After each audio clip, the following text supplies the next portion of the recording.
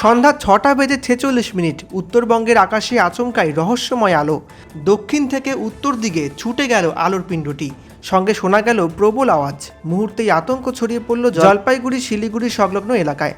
স্থানীয়রা চমকে গিয়ে আকাশের দিকে তাকিয়ে থাকেন।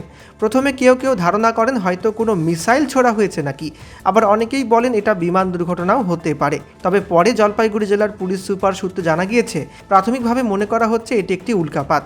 এই ঘটনায় কোথাও কোনো ক্ষয়ক্ষতির খবর আপাতত নেই। চারিদিকে নজর রাখা হচ্ছে। স্থানীয়রা বলছেন এমন দৃশ্য আগে তারা দেখেননি। আকাশে আলোর একটি পিণ্ড ছুটে যাওয়ার মুহূর্তটি একই সঙ্গে বিস্ময় এবং আতঙ্ক জাগিয়েছিল। ফলে গোটা উত্তরবঙ্গেই এখন আলোচনার কেন্দ্রবিন্দু হয়ে রয়েছে এই রহস্যময় ঘটনা।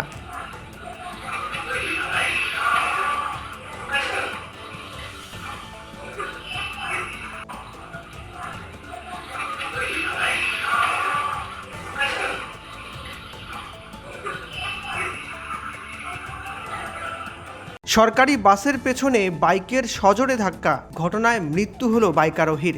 আহত হয়েছেন আরও এক যুবক। বৃহস্পতিবার সকালে দুর্ঘটনাটি ঘটেছে শিলিগুড়ি জলপাইগুড়ি জাতীয় সড়কে রাজগঞ্জের বলাইগছে। দুজনকে উদ্ধার করে হাসপাতালে পাঠানো হলে সেখানে একজনের মৃত্যু নিশ্চিত করে ডাক্তার। জানা গিয়েছে মৃতের নাম সুভান আলী। 57 বছর বয়সী ব্যক্তির বাড়ি রাজগঞ্জের সুখানি অঞ্চলের দুন্দিপাড়া এলাকায়। অন্যদিকে পেছনে বসে থাকা আহত যুবকের নাম আনসু দাস। তার বাড়ি শিলিগুড়িতে। জানা গিয়েছে বলাইগছে কলেজ মোড়ে সব ধরনের বাস স্টপেজ রয়েছে। সকালে শিলিগুড়ি থেকে জলপাইগুড়ি অভিমুখী একটি সরকারি বাস কলেজ মোড়ে দাঁড়িয়ে পড়ে এবং সেই সময় পেছন দিক থেকে আসা বাইকটি সজোরে বাসের পেছনে ধাক্কা মারে। এতে বাইকে থাকা দুই আরোহী গুরুতর জখম হন। তার মধ্যে একজনের মৃত্যু হয়েছে। খবর পেয়ে সেখানে যায় রাজগঞ্জ থানার পুলিশ।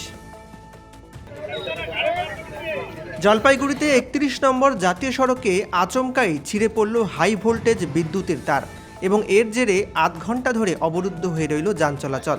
জলপাইগুড়ির ব্যস্ততম 31 নম্বর জাতীয় সড়কে জানা গিয়েছে একটি বৈদ্যুতিক টাওয়ার থেকে হাই ভোল্টেজের তার আচমকাই ছিঁড়ে জাতীয় সড়কের ওপর পড়ে যায়।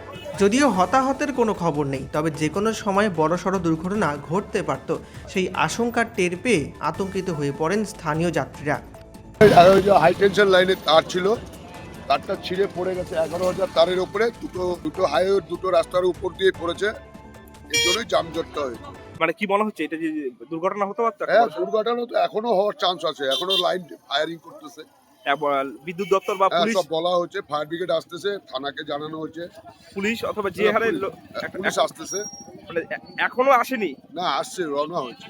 রওনা হয়েছে মানে কি কি অবস্থাটা এখন বর্তমানে? অবস্থা তো ভয়ানক অবস্থায় আছে, ফায়ারিং হচ্ছে। মানে একটা দুর্ঘটনা তো ঘটতেই পারে এখনো।